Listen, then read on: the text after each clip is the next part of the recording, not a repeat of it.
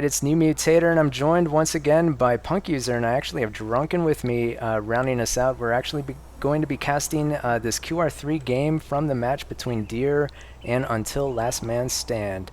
This is game number 3. Barbarian Valley is the name of the map, and the game type is Territories. Hey, you guys, what's going on? Welcome to the cast. Hey, Withers, how you doing? Not too much, thanks for having me. Alright, so Drunken, you actually captained this Deer team, so tell us a little bit about where you guys are at in this during this game. Well, the first 2 games we lost, so we're sort of trying to lick our wounds and get back into it. So I decided to get a bit more aggressive in this game, so sort of put our boot on their neck, so to speak, and we're not going to show we're pushovers. So it's because it's territories, I figured if we just all attack the middle, there's a flag in the center, so we can't get flagged. That was the sort of idea I had. So, I mean, you'll see how it pans out in a sec. Alright, and PunkUser, you were actually subbing on Until Last Man Stand. What can you tell us about what's going on with your team coming into this game? Yeah, I honestly don't remember that there being a huge amount. I think it was mostly just in chat. This was the first game. They had elaborate plans for 1 and 2, but this game was mostly just spread out across the map and hold. I think if the chat was right, I think North was holding and Mid and South were maybe trying to push a bit, if I recall. But that's all I remember. Alrighty, so I guess we'll find out. Honestly, Drunken, like what kind of strategy are we looking at here?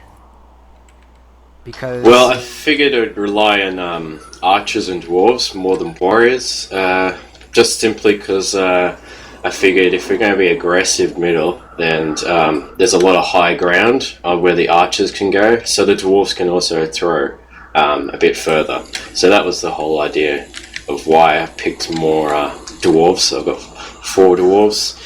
And when I usually do a lot of trays, I'll give one guy some archers and another guy the warriors and a dwarf. So and they'll work as like small teams, I guess, to on each different flank. okay, interesting. Yeah, because I can see that you have fewer. Looks like you have fewer warriors than Killer King opted for. He also has one fewer dwarf, and I'm guessing like a few fewer goals as well. Well, he only got 5 whites, whereas Yeah. Drunken got 6, which I think is the max. Is that right on this? I'm guessing. I'm guessing that's the case because Drunken was saying aggressive, and there's nothing more aggressive than maximum pus, I think. Yeah, so I mean, like we got all the as much pus as we could, and pretty much tried to rush the flag as fast as we could. So you guys are going for the middle flag. And, Yeah, that's it. And PunkUser, you said you guys were more spread out. Yeah, I think it was me and Vigor, I think, North. And then, who is this going south? Flag Yeah, Father captured. Xmas and Flag. maybe one other guy south, and then the other people mid. And I think south had the main sort of pushy force where we were supposed to just hold north. But, this was like 2 days ago, so that's hard to remember. Yeah, it's Flag so difficult to captured. remember. Exactly. Yeah, and we can see Sasper is just now making it mid, and actually the entire Deer force is essentially here. But you sent out a couple of guys to tag the nearby flags, I take it? Yeah, At least yeah. this one. Flag. Looks like the other one went pretty much untaken. Yeah, it's good to tag flags on the sides as well when you're as a tactical way, because it gives a ruse to your enemy that you're flanking. So if you see another guy's flagging tag, you're like, oh, there's an army heading that direction. It's so it's good to do that. Yeah, because you know that there's something over there, but you just don't know what it is. Could just be one unit, could be an entire flank. But you know that there's something Flag there. captured. Yeah, definitely. I would always say, I would even say I derive sort of more information from the opposite. If somebody doesn't tag a direction, I assume that one of the other places is maybe going to get rushed. But Captured. Yeah, that's a pretty fair assessment. Looks like a Puskal went down on Vigor, and actually one of your warriors got. well, the Pustwall just walked into right our into warriors and we killed it. Oh Yeah. man, who was You're that? about to see me get a bit destroyed on the left here. Okay. Yeah, so, I mean, I was talking to my teammates because all of us use the Mumble, and basically they said to attack, be very aggressive. And so we're pushing pretty heavy on the west. But what I didn't expect was like for our archers, like Vizazel and Ponder that are in the center, I asked them for assistance and I didn't get it. So Good pus went down though on that dwarf Yeah, was a little earlier. You guys, almost drew the friendly fire too on Scratch, but unfortunately that dudded, fizzled out. Yeah, it looks like I mean Visazel and Ponder are just kind of like Flag. they're chilling out. really far away from where the action's taking place. And whoa, what was that? I just saw it looked kind of like a pus bomb of some sort. Something went off, definitely. You know what, to be Their fair, satchels? like MP's got a bit of a hard job here. The lower watch ground this. against those The archers. satchels, bang! All Yeah. of the guys dead. Where's MP at? Well, he had the archers there supporting that, but he was getting belted a bit by Killer King. Although a nice pus just went down on them. I think here we go, honestly, Ponder See, sitting and there now- shooting relatively irrelevant units while all that was going Yeah, down. But I think he killed the journeyman. yeah, So Yeah. good on and, him. and now you realize that, like, if you put yourself in the other perspective, like Vizazel and Ponder, they pan their camera around the left and they're like, oh crap, we're getting flanked here. You know, this is yep. this is like a classic myth blunder, I guess I could say. You don't observe the greater picture. Yep. Little action going down north too. A bit of a push from Master Chief, but it sort of got backing off a bit. Yeah, so basically, PunkUser, you are holding that north flank, pretty much. Yeah, by there's yourself. Vigor there too. He got He's pussed got a little 3 bit. units. Yeah, well, he got killed. So it looks like General Pepper is going to attempt to run in with some pus. He gets taken out. Here, And so far, you guys are managing to hold the line. You guys are up about 10 percentage points. When I say Yeah. you guys, I mean Deer. Flag. yeah, you can see the Warriors just took out 2 of MP's archers on the west. There's another thing that not paying attention with the Warriors. Yep. And those little mistakes, they all They add add up. up. This is Definitely. Yeah. Yeah, but you're still managing to hold on to kind of a Bit of a counter push coming in here. There we go. Yeah. Yeah, All this these is where units the streaming in. tables turn, I think. Pretty not Maximus good and pus Killer there. Though 2 pus went down, collectively hitting 2 warriors. You can see Killer King also saying now, so I think that was See, watch Switch Flag. Dwarf. Contested. Oh, there he goes. He dies. He's just sitting there idly, taking Yep. damage from Yep. the archers. And that's the Yeah. other reason I think I mentioned earlier that Switch was one of the only players on Deer not using Mumble, so it made it incredibly difficult to try and relay orders to him about what's going on. What was that dwarf shot at? Flag. it was at a pus lying on the ground, I think. Just for kicks. Yeah, I don't know. Just making sure that Drunken doesn't pick it up, I suppose. It didn't Sure. jump up and attack him. Yeah. I don't know. Can't be too careful, though. And, yeah, looking up at the north, it looks like you're finally engaging, who is this, Master Chief? Yeah, so Master Chief ran through the water there over to the flag. But he's got Switch with him as well. And Yeah, Sasper. and that's the thing. They got way more than I do, but I have this like ridiculous hill here, so I'm basically just camping it out. Yeah, but they can 5 rush you minutes easily. I mean, you have that dwarf, but I have a they can- dwarf, though. If they bait it out, they can snipe it with those. I mean, they'd been shooting at it a bit, but I was hiding behind this tree up here, so I don't know. They maybe could have rushed it, but they played a little scared. My only job was to defend, so I just sat back mostly. So it looks like that's essentially the entire Deer force is that north flank at this point. So this is where they have that one goal. Drunken. You see, I drew an arrow on the map. Flag. Yeah. Captured. For those mid guys to come around behind to pinch. Spatio-temporally. Yeah. Yeah, and they did, so this worked out well. But. They're on the way. Yeah. On the other hand, Flag. there is my journeyman and my 2 goals in the south. Yeah. This was a sort of a nice, interesting touch to the game, I think. Yeah, key good fun. journeyman. I didn't realize you had used all his heals on Puss, but at the very end of the game I realized it. You'll see why. But, because I mean, after the army was dead in the middle, I primarily just using goals and passing specific targets, because a few of our players had actually left big pass at the home, which was kind of funny.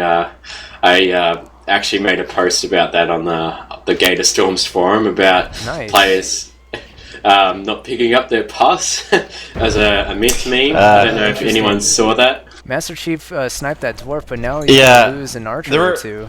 Honestly, 2 mistakes made up there, though, for ULMS. One was getting that dwarf sniped, and second was they let Sasper's dwarf get up on the hill.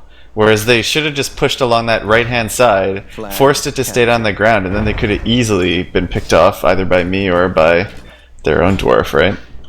So that mistake drew this battle out a lot longer than it really needed to. But. And here's my journeyman and goals coming at the south. Knocks out 2 goals. And this is when my pass failed, which was sad. Because if it had killed that dwarf, I think this game would have changed dramatically.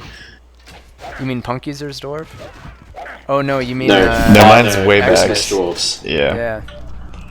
Well, I didn't quite see the Puss failure, but I did see that your journeyman beat that warrior and actually has 3 kills. And now, is it 2? Yeah, he's up there. If only you can get there in time. Surprisingly, that dwarf is still going up, but missing some of his shots, and it does get sniped.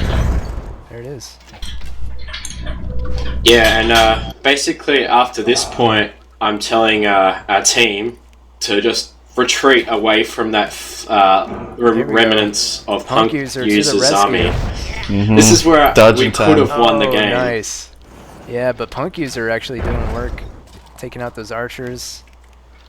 Yeah, because I told my team not to attack this army. I said all the warriors just running capped.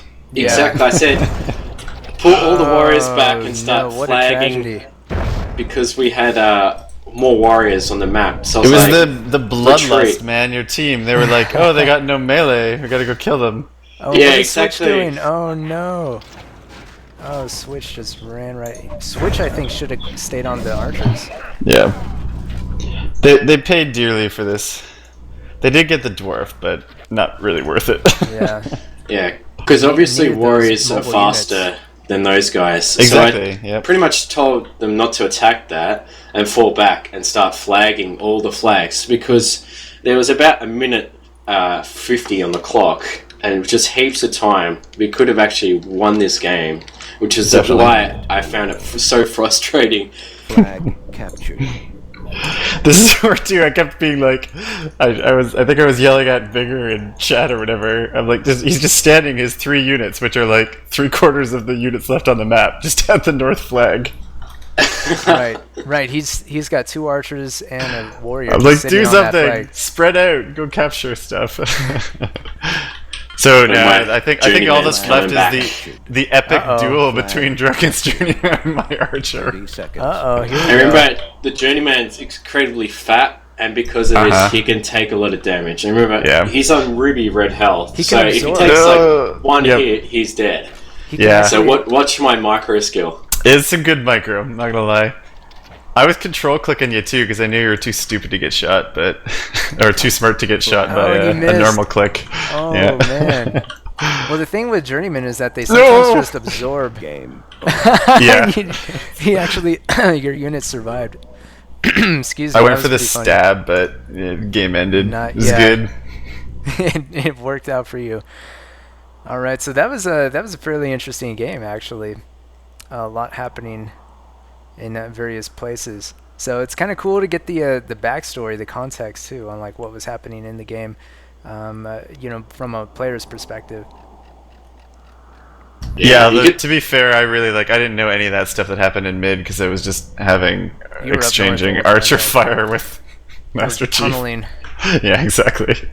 Whatever, I'm not captain. I can do whatever I want, right? you could tell it was an incredibly close game though, because if you look at the kills and the damage, there's like 10 damage difference and 2 kills difference. So it's like literally 2 units. Yeah, and 2 losses. Yeah, pretty much. Yeah, it was down to the wire, most definitely.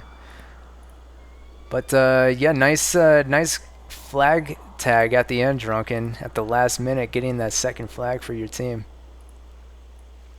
Yeah, it was just like a shame because we really could have won this map, and it's it's a lesson we learned, but because you guys lost this game, you ended up losing the match, but you won the next 2 games. So that must have helped out your morale a little bit, even though you lost the match. This game pretty much was the match. Like whichever way this game went, whoever won this game would have won the match essentially. Yeah, and the funny thing was that like the last 2 games. We really destroyed Yeah, they were not Alps. even close. They were not close at all, and this game was incredibly tight. So yeah, I will say for those other 2 games, I was not too enthralled with the strategies they were picked, let alone the actual gameplay. But yeah, Well, that's a story for another day. Yeah, we're gonna let the viewer pick through those. We're not gonna actually show those. We're just gonna show this one here as part of the game of the week, I guess, that we're doing each week, where I showcase some of the games that people request. And so that's gonna be this game here, Game 3 from the QR3 match between Deer and ULMS, Until Last Man Stand. Looking at the really quick, I want to look at some of these players. It looks like Father Xmas did pretty well for his team. I would say that probably the best in the game there, I would imagine. yeah, he definitely was a real threat. And I think that dwarf at the end racked up a lot of damage. Yeah, and he was part of that successful rush, I think, on that middle force. And for Deer, though, you guys had, I think it was Master Chief in the north, I want to say, Yeah, who I mean, held on for a while and managed to take out a dwarf or 2 before he went down. yeah, because Vizazel and Master Chief, they had all the range units, so that's why their damage is incredibly high compared to like Sasper and Vantobia, who had the melee, but because our melee obviously died and the dwarves died, they didn't obviously get enough damage. That's how you can tell how. Yeah, I guess Empy also had pretty high damage, but he also had ranged units, but they were taken out pretty early, I think.